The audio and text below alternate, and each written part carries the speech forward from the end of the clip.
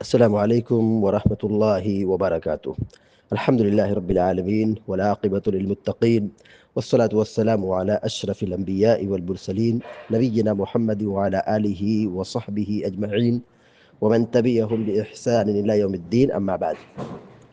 فعن أبي هريرة رضي الله تعالى عنه أن رسول الله صلى الله عليه وسلم قال: والذي نفسي بيده لقد حممت أن آمر بحطب فيهتطب ثم آمر بالصلاة فيؤذن لها ثم آمر رجلا فيؤم الناس ثم أخالف إلى رجال لا يشهدون الصلاة فأحرق عليهم بيوتهم والذي نفسي بيده لو يعلم أحدهم أنه يجد عرقا سمينا أو مرماتين حسنتين لشهد العشاء. متفق عليه واللفظ للبخاري. بلوغ المرام من ادلت الاحکام کتاب الصلاۃ کا 10واں باب، باب صلاۃ الجماعت والامامہ کی ایک حدیث بھی آپ کے سامنے پڑھی گئی ہے، بلکہ باب کی یہ دوسری حدیث ہے، حدیث نمبر ہے 315۔ حدیث کے راوی ہیں سیدنا ابو ہریرہ رضی اللہ تعالی عنہ، وہ بیان کرتے ہیں ان رسول اللہ صلی اللہ علیہ وسلم قال، کہ اللہ کے رسول صلی اللہ علیہ وسلم نے فرمایا: والذی نفسی بیدی، والذی نفسی بیدی، واو یہاں پہ قسم کے معنی میں ہے۔ واو کا معنی یہاں کیا ہے؟ قسم۔ والذی نفسی بیدی، الذی کے معنی ہوتا ہے جو، الذی کے معنی کیا ہوتا ہے؟ جو، اور واو معنی یہاں پہ کیا ہے؟ قسم۔ نفسی میری جان، نفس مانے جان، اور نفسی یا کے ساتھ معنی ہوگا میری جان۔ بیدی، ید مانے ہاتھ، بیدی ہی اس کے ہاتھ میں۔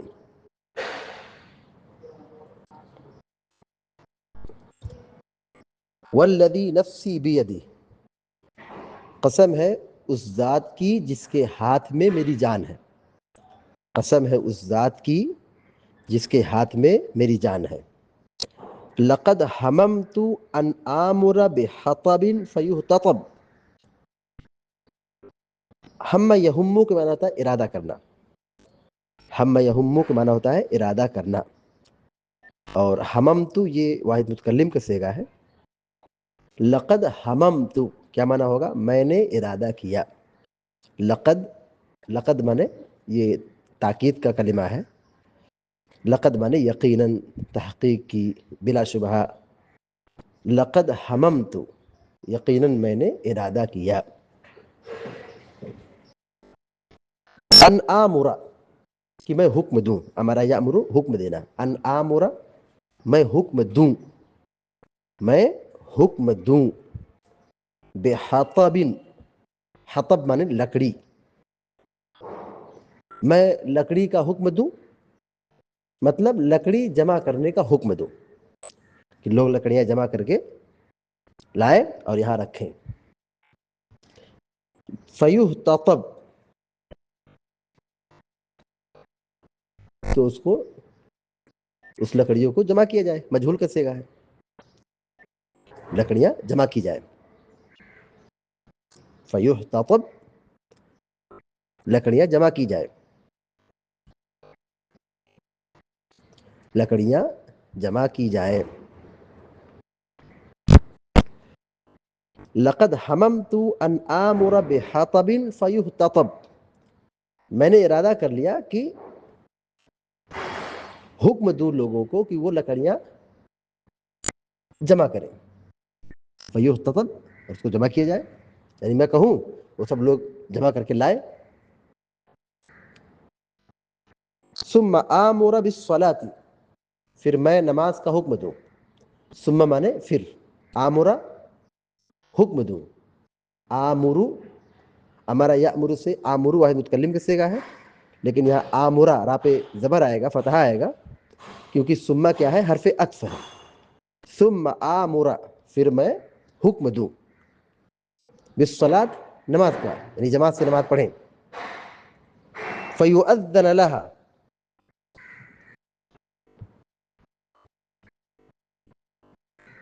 تو نماز کے لیے اذان کا حکم دو، فیؤذن، تو اذان دی جائے، لہا اس کے لیے، جماعت کے لیے،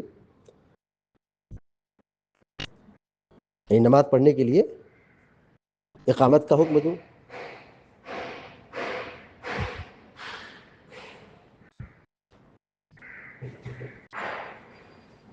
ثم آمر رجلا فیؤم الناس،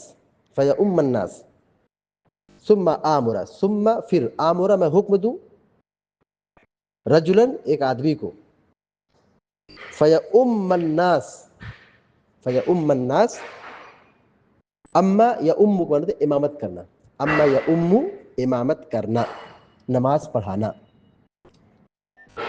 فیؤم الناس کہ وہ لوگوں کو نماز پڑھائے، امامت کرے، یعنی جماعت کھڑی ہو، میں اس کی تعلیم دوں، اس کا حکم دوں. ثم آمر رجلا فیؤم الناس، پھر میں ایک آدمی کو حکم دی کہ وہ لوگوں کو نماز پڑھائے. ثم اخالف الى رجال لا يشهدون الصلاة، پیارے نبی صلی اللہ علیہ وسلم فرماتے ہیں کہ پھر میں وہاں سے نکلوں، اخالف پیچھے آنا، میں پیچھے آؤں، یعنی جماعت چھوڑ دوں، مسجد سے نکل جاؤں، مخالفہ میں پیچھے آ جاؤں. نبی کہاں ہوں گے؟ مصلی پہ ہوں گے، آگے ہوں گے، امام بنیں گے. پیارے نبی فرما رہے ہیں صلی اللہ علیہ وسلم، ثم اخالف الى رجال، پھر میں وہاں سے پیچھے آؤں، الى رجال، ایسے لوگوں کے پاس، رجل کی جمع رجال، آدمی کے پاس، لوگوں کے پاس، لا یشهدون الصلاة، جو نماز میں حاضر نہیں ہیں. یعنی میں مصلی سے پیچھے آؤں ان لوگوں کے پاس جو نماز میں حاضر نہیں ہیں. کیا کروں پیچھے آ کر کے؟ فَأُحَرِّقَ بُيُوتَهُمْ، فَأُحَرِّقَ عَلَيْهِمْ بُيُوتَهُمْ، فَأُحَرِّقَ عَلَيْهِمْ بُيُوتَهُمْ. حرق یحرق تحریق معنی ہوتا ہے جلانا. فَأُحَرِّقَ میں جلا دوں، علیہم بیوتہم، یعنی ان کے گھروں کو، ایسے لوگوں کے گھروں کو میں آگ سے جلا دوں، آگ لگا دوں، جو جماعت میں شامل نہیں ہوتے ہیں، نماز نہیں پڑھتے ہیں. والذی نفسی بیدی لو يعلم احدهم انه يجد عرقا سمينا او مرماتين حسنتين لشهد العشاء، قسم ہے اس ذات کی جس کے ہاتھ میں میری جان ہے. والذی نفسی بیدی، یہ دوبارہ آیا ہے، اوپر بھی یہ لفظ گزرا ہے، والذی نفسی بیدی لقد حممت ان آمر رجلا بحطب فیحتطب، وہاں شروع میں استعمال ہوا ہے اور یہاں اخیر میں بھی آیا ہے، والذی نفسی بیدی، قسم ہے اس ذات کی جس کے ہاتھ میں میری جان ہے. لو یعلم احدہم، لو مانے اگر، یعلم جان جائے، علم یعلم جاننا، لو یعلم اگر جان جائے، انہ یجد عرقا سمینا، وجد یجد مانے پانا، انہ یجد کہ وہ پائے گا، یجدو پائے گا، عرقا سمینا، عرقا مانے ہوتا ہے وہ ہڈی جس پر کچھ گوشت باقی ہو،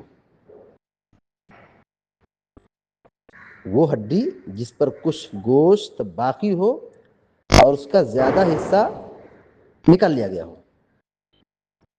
اور بعض لوگوں نے کہا ہے کہ عرق سے مراد گوشت کا ٹکڑا ہے.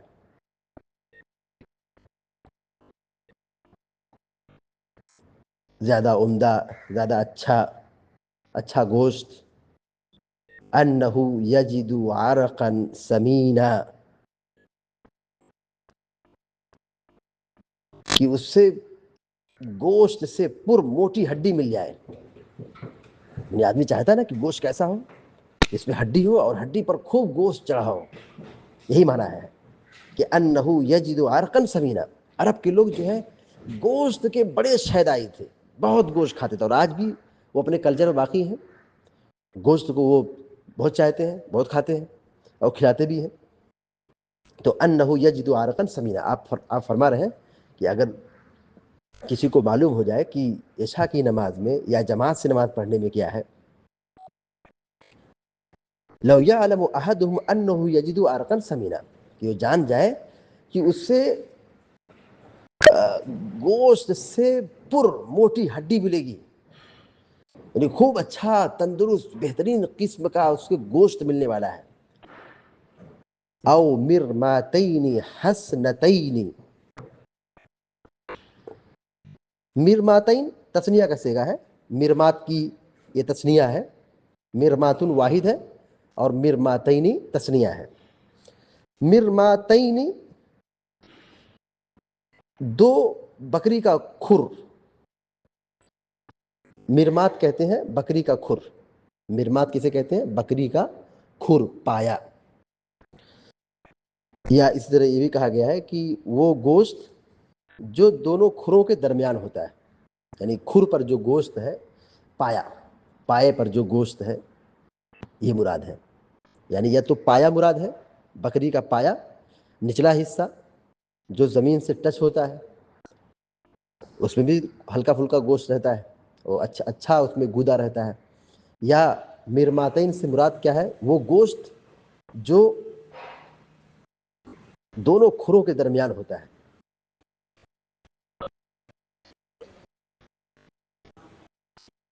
حسنتین عمدہ، حسنتین عمدہ، اچھا، بہترین، لذیذ. او مرماتین حسنتین، یا وہ دو بکری کا پایا پائے گا. اگر اسے معلوم ہو جائے کہ جماعت سے نماز پڑھنے میں کیا ہے، کہ وہ جماعت کے لیے جا رہا ہے، نماز کے لیے جا رہا ہے، اچھا تازہ ہڈی دار گوشت پائے گا یا بکری کا بہترین پایا پائے گا. لشہد العشاء، لشہد العشاء، تو عشاء کے لیے لپک پڑتا. لشہد العشاء، شہید یشہد میں حاضر ہونا، تو عشاء کی نماز میں حاضر ہوتا. لشہد العشاء، وہ عشاء کی نماز میں حاضر ہوتا. متفق علیہ، صحیح بخاری اور صحیح مسلم کی روایت ہے. واللفظ للبخاری، اور حدیث کے جو الفاظ یہاں پہ استعمال ہوئے وہ امام بخاری کے ہیں. حدیث کا ترجمہ دیکھیے. حضرت ابو ہریرہ رضی اللہ تعالیٰ عنہ بیان فرماتے ہیں کہ اللہ کے رسول صلی اللہ علیہ وسلم نے فرمایا، لقد حممت، آپ نے فرمایا والذی نفسی بیدی، قسم ہے اس ذات کی جس کے ہاتھ میں میری جان ہے. تو یہاں پہ آپ نے قسم کھائی ہے، اور ظاہر آپ کو کسی نے قسم نہیں کھلوائی ہے، تو اس سے پتہ چلتا ہے قسم کھا سکتے ہیں. اور اس سے بھی پتہ چلتا ہے کہ بنا قسم کھلائے بھی کھا سکتے ہیں. اور اس سے بھی پتہ چلتا ہے کہ اللہ کے نبی کو قسم کھانے کی ضرورت نہیں تھی، آپ بالکل سچے تھے، آپ کی بات سچی تھی، آپ بنا قسم کی بیان کریں تو بھی سچی ہے، بالکل سچی ہے. لیکن آپ نے قسم کھائی، اس سے یہ اندازہ لگایا جا سکتا ہے کہ یہ بات کتنی قیمتی ہے، کتنی اہمیت والی ہے، کہ آپ نے اس کو قسم کے انداز میں بیان فرمایا، قسم کھا کے بیان فرمایا ہے. اگر آپ بنا قسم کی بھی کوئی بات بتلائیں تو وہ کیا سچی ہے، وہ حق ہے، وہ سچ ہے. لیکن آپ نے قسم کھا کر یہ بات بیان فرمائی، اس سے بات کی صداقت اور اس کی اہمیت میں اضافہ ہو جاتا ہے. یعنی بات بڑی وزندار ہے، بڑی اہمیت ہے، اس کا بڑا مقام ہے. کیا ہے وہ بات؟ لقد حممت ان آمر بحطب فیحتطب، میرا ارادہ تھا، میں نے چاہا کہ میں لکڑیوں کو اکٹھا کرنے کا حکم دوں. میں لوگوں سے کہوں کہ جاؤ جنگلات سے لکڑیاں چن کر کے لاؤ، فیحتطب، اور اس کو جمع کیا جائے. میں لوگوں کو حکم دوں کہ وہ لکڑیاں چن کر کے یہاں جمع کریں. ثم آمر بالصلاۃ، پھر میں نماز کا حکم دوں. فیؤذن لها، اس کے لیے اذان دی جائے، یعنی نماز کا وقت ہو گیا، اذان دی جائے. میں حکم دوں کہ اذان دو. یہاں اذان سے مراد کیا ہے؟ نماز کے لیے جو اذان دی جاتی ہے وہی اذان مراد ہے. ثم آمر رجلا فیؤم الناس، پھر میں ایک آدمی کو حکم دوں کہ وہ لوگوں کو نماز پڑھائے.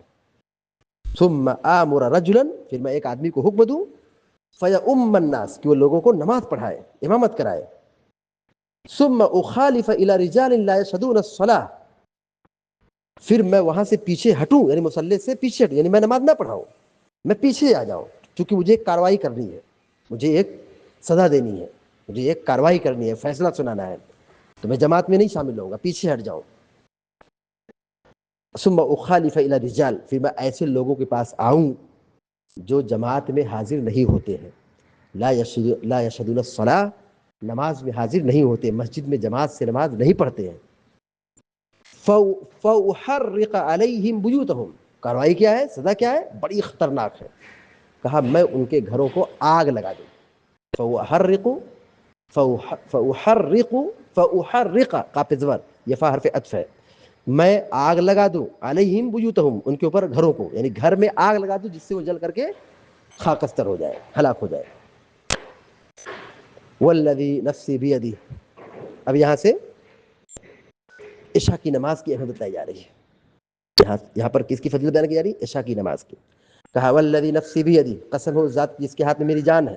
لو یعلم احدہم، اگر ان میں سے کسی کو معلوم ہو جائے کہ انہ یجد عرقا سمینا او مرماتین حسنتین، کہ وہ ہڈی، وہ گوشت سے پر موٹی ہڈی اسے مل جائے، یعنی ایسی ہڈی جس پر خوب گوشت چڑھا ہو، اچھا گوشت مل جائے اس کو، موٹا تازہ تگڑا گوشت مل جائے. او مرماتین حسنتین، یا اس سے بہترین کوالٹی کا پایا مل جائے، اچھا تندرست جانور کا پایا مل جائے. لشہد العشاء، تو عشاء میں ضرور حاضر ہوتا ہے.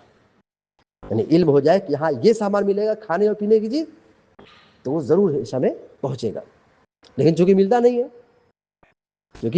ہے، تو لوگ کیا ہے، غافل ہیں، بے خبر ہیں، پرواہ ہیں، بے پرواہ ہیں، کوئی فکر نہیں ہے، سو رہے ہیں، کھا رہے ہیں، سو رہے جانوروں کی طریقے سے.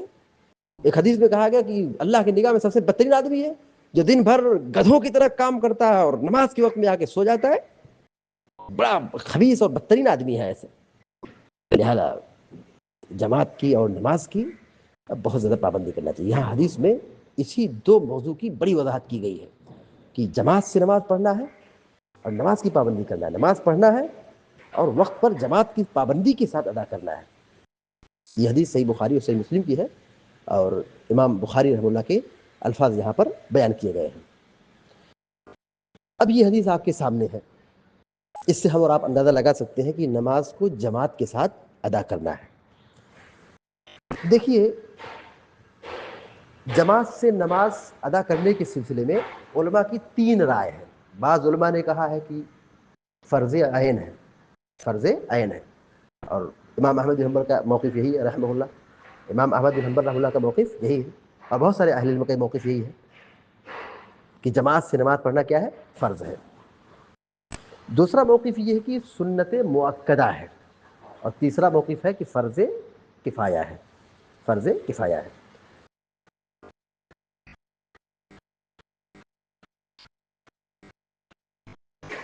دیکھیے، امام ظاہری، امام عطا، اوزائی، امام احمد، ابو ثور، ابن خزیمہ، ابن منذر اور ظاہریہ اور امام ابن حبان، یہ سب علماء کا موقف یہ ہے کہ با جماعت نماز پڑھنا یہ فرض عین ہے. البتہ امام شافعی رحمہ اللہ نے کہا کہ فرض کفایہ ہے،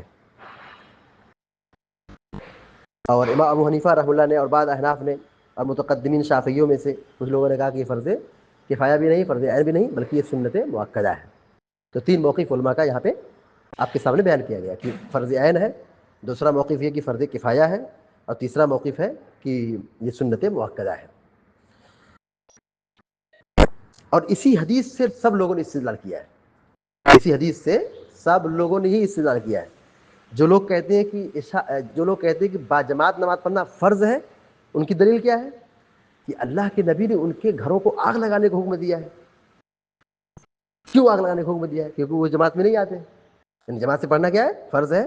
نہیں آ رہا ہے تبھی تو آپ جلانے کا حکم دے رہے ہیں. اچھا، اور اسی حدیث سے ان لوگوں نے استدلال کیا ہے کہ جماعت فرض عین نہیں ہے. اسی حدیث سے استدلال کیا. وہ کیسے؟ کہ دیکھیے، اللہ کے نبی علیہ السلام نے عمل نہیں کیا ہے، اللہ کے نبی علیہ السلام نے عمل نہیں کیا ہے. اور دوسری بات ہے کہ آپ خود جماعت چھوڑ رہے ہیں. پیارے نبی کہہ رہے ہیں کہ میں ان لوگوں گھروں کو آگ لگا دوں، میں کسی کو نماز پڑھنے کے لیے حکم دوں اور میں جا کے آگ لگا دوں. یعنی آپ خود جماعت سے نماز آپ نہیں پڑھا رہے، یعنی آپ خود جماعت چھوڑ کے جانے والے، اپنی جگہ دوسرے کو کھڑا کر رہے ہیں اور کہہ رہے کہ میرا ارادہ ہے کہ میں جاؤں جلا دوں. تو آپ گئے نہیں، آپ گئے نہیں. اور دوسرا کہ ارادہ ہے کہ جاؤں، تو آپ ارادے میں دیکھیے کہ آپ صلی اللہ علیہ وسلم خود جماعت چھوڑ رہے ہیں. تو یہی استدلال کیا گیا کہ جماعت سے نماز پڑھنا فرض عین ہے اور نہیں ہے. ہے اور نہیں دونوں نے اسی حدیث سے استنباط کیا ہے. البتہ اس بارے میں جو مناسب اور بہترین بات ہے وہ یہی ہے کہ دیکھیے جماعت کا چھوڑنا یہ بڑا خطرناک معاملہ ہے. جماعت سے نماز پڑھنا ہی اصل ہے. اسی لیے دیکھیے مسجد بنائی جاتی ہے, مسجد کے اخراجات ہوتے ہیں. مسجد اور نماز جماعت یہ اسلام کے شاعر میں سے ہے. انفرادیت اور تنہائی پسند یہ اسلام کا مزاج نہیں ہے. اذان اس لیے ہوتی ہے, مسجد میں مؤذن اس لیے رکھا جاتا ہے, امام اس لیے رکھا جاتا ہے, مسجد بنائی جاتی ہے تاکہ نماز کو جماعت کے ساتھ پڑھا جائے. تو یہی ہے کہ جماعت سے نماز پڑھنا ضروری ہے. دیکھیے اس حدیث سے بہت ساری باتیں معلوم ہوتی ہیں. نمبر 1 لکھیے, قسم کھا سکتے ہیں, قسم کھا سکتے ہیں. دوسری بات یہ معلوم ہوئی کہ بنا قسم کھلائے بھی کھا سکتے ہیں.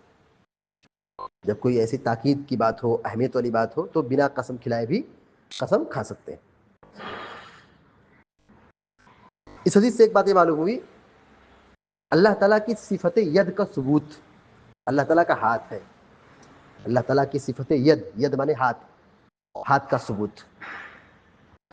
اس حدیث سے یہ بات معلوم ہوئی کہ جماعت سے نماز پڑھنا چاہیے, جماعت نہیں چھوڑنا چاہیے. جماعت سے نماز پڑھنا چاہیے, جماعت نہیں چھوڑنا چاہیے. اس حدیث سے بات معلوم ہوئی کہ فاسق, فاجر, گنہگار قسم کے عیوب کو واضح کرنا, یعنی سماج میں جو بگڑے ہوئے لوگ ہیں, جن کی برائیاں بالکل اوپن ہیں, جو فاسق اور فاجر قسم کے لوگ ہیں, ان کی برائی کو بیان کرنا تاکہ لوگ دھوکہ نہ کھائیں اور برائی پر نکیر کی جائے, تاکہ حجت بھی قائم ہو جائے اور عذر بھی باقی نہ رہے. آپ نے کیا کہا, میں جاؤں ایسے لوگوں کے آدمی کے گھروں کو آگ لگا دو جو ہے نماز پڑھنے کے لیے آئے, تو آپ گویا کہ ان کی برائی بیان کر رہے ہیں. تو جن کی برائی اوپن ہے, جن کے جو کھل کے گناہ کرتے ہیں, تو ایسے لوگوں کے عیوب پر پردہ نہیں, ان کی برائی بیان کی جائے گی تاکہ ان کے دھوکے سے, ان کے شر سے لوگوں کو بچایا جا سکے. اس حدیث سے ایک بات یہ معلوم ہوئی کہ مال کے ذریعے سے سزا دے سکتے, مال کے ذریعے تعزیری سزا دے سکتے, یعنی جیسے مال لینا اور اس پلانٹی مارنا, مال ضبط کر لینا, یہ سزا حاکم وقت دے سکتا ہے, حاکم وقت دے سکتا ہے. امیر اور جو ذمہ دار ہے وہ جرمانہ لگا سکتا ہے. اس حدیث سے بات معلوم ہوئی. یہ کیسے معلوم ہوئی؟ جیسے کہ آپ نے کہا میں ان کے گھروں کو آگ لگا دوں, ظاہر سی بات ہے گھر میں مال بھی ہے, گھر خود ایک مال ہے, اور گھر میں کتنی مال ہے, جلانے کی بات کر رہے ہیں, تو اسے پتہ چلتا ہے کہ جلا سکتے ہیں. اسے پتہ چلتا ہے کہ مال کے ذریعے سزا دے سکتے ہیں. اس حدیث سے ایک بات یہ معلوم ہوئی کہ امام کو کوئی عذر لاحق ہو جائے, کوئی ضرورت ہو, تو وہ اپنا نائب کسی کو بنا سکتا ہے. آپ نے کیا کہا, میں جگہ چھوڑوں اور تم میں سے کسی کو حکم دوں, تو یہاں پہ نائب بنا سکتے ہیں. اپنا کام نہیں کر سکتے تو دوسروں سے کرا سکتے ہیں. اس حدیث سے بات معلوم ہوئی کہ کلمہ لو, لو مانے اگر, اگر کا استعمال کرنا جائز ہے, اگر کا استعمال کرنا جائز ہے 2 شرطوں کے ساتھ. وہ یہ کہ جیسے ایک حدیث میں ہے کہ جب کوئی تکلیف ہو, مصیبت ہو, تو اگر مگر مت کہو, کیونکہ اگر مگر یہ شیطان کا راستہ, دروازہ کھلتا ہے. تو اگر مگر تقدیر کے خلاف کہنا منع ہے. مستقبل کے معاملے میں, آنے والے امور کے معاملے میں, مستقبل کے معاملے میں اگر مگر کہہ سکتے ہیں, میں ایسا کیا تو ایسا ہوگا. تو مستقبل کے معاملے میں اگر کا استعمال کیا جا سکتا ہے, اور تقدیر کے خلاف نہ ہو تو بھی وہاں پہ اگر مگر کہہ سکتے ہیں, کوئی حرج نہیں ہے. اس حدیث سے ایک بات یہ معلوم ہوئی کہ عشاء کی نماز کی اہمیت کا علم, عشاء کی نماز کی فضیلت کا بیان. اسی طرح اس حدیث سے ایک بات یہ معلوم ہوئی کہ علم ہوگا تو عمل کا جذبہ پیدا ہوگا. ہمارے ہاں جو بدعملی ہے یا دین سے دوری کا جو سیلاب ہے, اس کی وجہ یہ کہ لوگوں کا صحیح علم نہیں ہے, صحیح جانکاری نہیں ہے. اگر علم ہو جائے, آپ نے کیا کہا, اگر علم ہو جائے, جان جاؤ, تو علم ایک ایسی قیمتی چیز ہے جو انسان کو جھجھوڑ کے رکھ دیتی ہے, انسان کے ضمیر کو جگہ دیتی ہے. علم اگر واقعی مانو, اگر علم دل میں بیٹھ جائے, علم آ جائے, تو خشیت پیدا ہوتی ہے, تقویٰ پیدا ہوتا ہے, عمل کا جذبہ پیدا ہوتا ہے, ایمان میں اضافہ ہوتا ہے, برائی سے بھی بچتا ہے, گناہوں سے دور ہوتا ہے, شیطان کے شر سے بچتا ہے, شیطان کے شر سے آزاد ہوتا ہے. تو علم کی اہمیت ہے, علم کو حاصل کرنا چاہیے, اور نماز وغیرہ کی اور جماعت سے اس کا اہتمام اور پابندی ہم پر بالکل ضروری ہے. اللہ تعالیٰ سے دعا ہے کہ اللہ تعالیٰ آپ سب کو علم نافع اور عمل صالح کی توفیق عطا فرمائے. آمین رب العالمین. صلی اللہ علیہ نبینا محمد وسلم تسلیما کثیرا. السلام علیکم و رحمۃ اللہ وبرکاتہ.